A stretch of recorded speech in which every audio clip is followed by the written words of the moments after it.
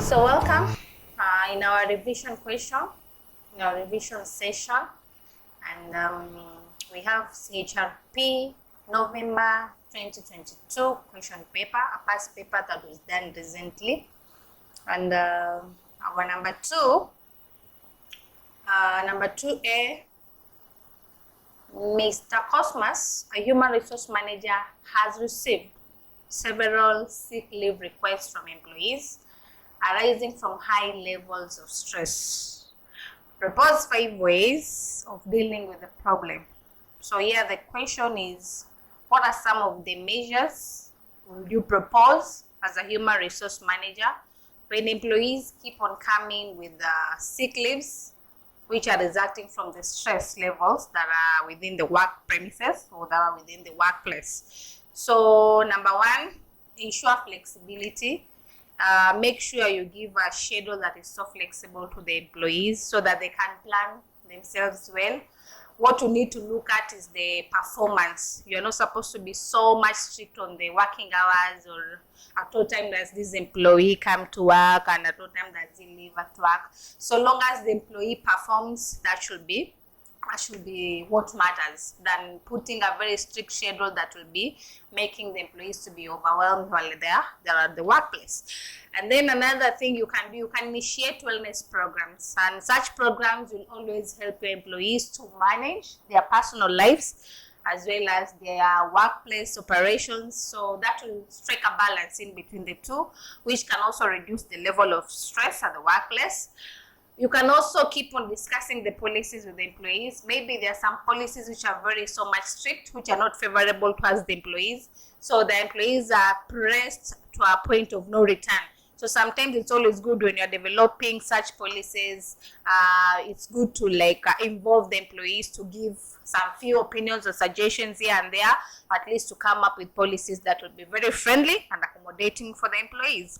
And then also try as much as you can to improve the work environments. When people or when employees at the workplace are always stressed, that means something is wrong in the workplace. So try to check the working hours, try to check in terms of the working conditions, the pay you give them, the amount of work these employees are exposed to, and so on.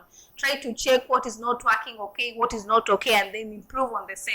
That can also help in terms of cutting down the stress level at work. And then lastly, because the question was looking for 5, I have asked the employees what they need. Sometimes it's good to have an open conversation with the employees. Ask them the expectations. What are they expecting from you?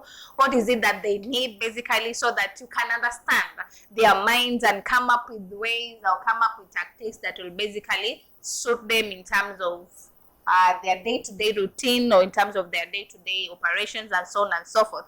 We also have number 6, encourage open communication. You can also hold team building exercises. All these measures will help you to reduce the stress levels among your employees.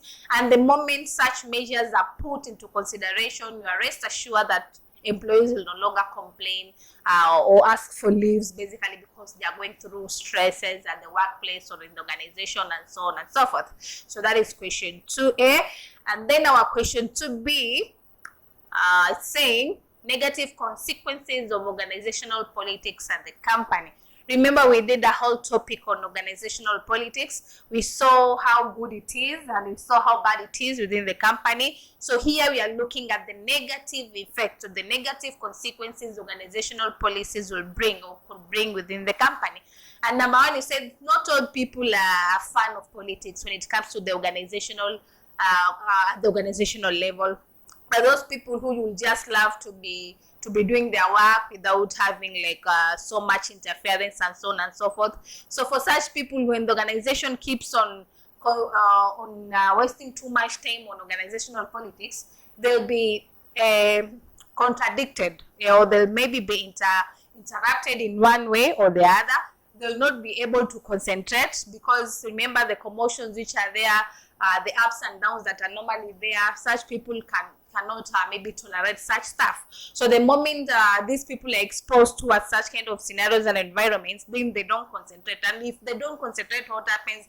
definitely performance will be affected. And that is why we have decrease in overall productivity, because they don't concentrate in doing their work. And if they are not concentrating, that will affect performance. And once performance is affected, then overall productivity will as well be affected. That is why you have decrease in overall productivity, and then affects concentration, basically because people not be in a position to concentrate because of the commotions of politics. And then it will somehow, to some extent, will spoil the ambience.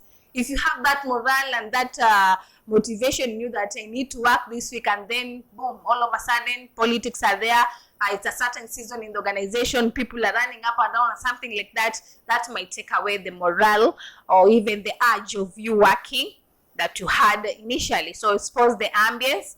And it can also change the attitude of the employees. Now employees might concentrate in politics rather than working, which can also affect the overall productivity of the company.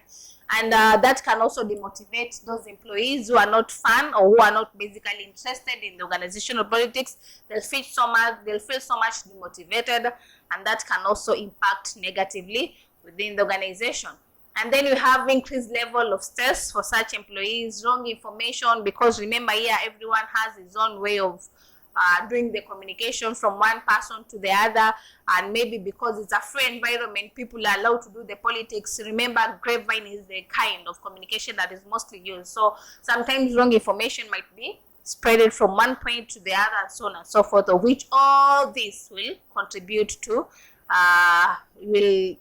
basically affect the performance of the organization in a most negative way.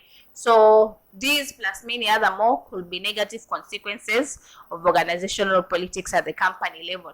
So that is our question 2. Let's meet in our next question, which will be question 3.